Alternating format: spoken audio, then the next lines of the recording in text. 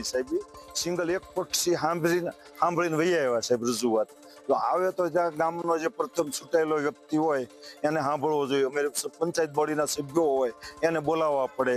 તો કોઈ પંચાયતના કોઈ સભ્યને ન બોલાવ્યા, ન સરપંચને બોલાવ્યા, ને અમે હાજર હોવા છતાં અમને અમારી વાતે પણ સાહેબે ન કરી. અને સાહેબ હાલવા મીના એટલે સાહેબ અમારે અહીંયા રજૂઆત કરવા માટે આવવું પડ્યું કે સાહેબ આવો મનસ્વી નિર્ણય ન લેવાય. ત્યાં હાલમાં સાહેબ બ્લોક નાખવાનું કામ શરૂ છે. તો પાંચા ભાઈની થવા જ નથી દેવો વિકાસ. તો એનો એકને હિસાબે સાહેબ 22 જણને અસર થતી વાત છે કે એકને આવડે 22 જણને હેરાન થવું પડે. એ વેચબી નહીં, એ રજૂઆત કરવા માટે આવ્યા છે. પણ ક્યાંક ને ક્યાંક આ વ્યક્તિની અરજીથી કામ શક્ય થઈ ન શકતું. એટલા માટે અમારા માસુભાઈએ ખૂબ સારું કામ કર્યું અને કામ પાસ કરીને લાવ્યા. વર્ક ઓર્ડર આવી ગયો, કામ ચાલુ કર્યું.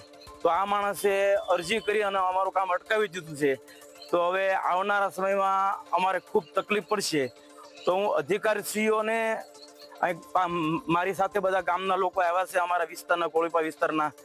તો એ બધા વતી હું અધિકારીશ્રીઓને વિનંતી કરું છું કે આપ જે કાંઈ પણ નિર્ણય લ્યો એ જાહેર હિતનો નિર્ણય લેજો.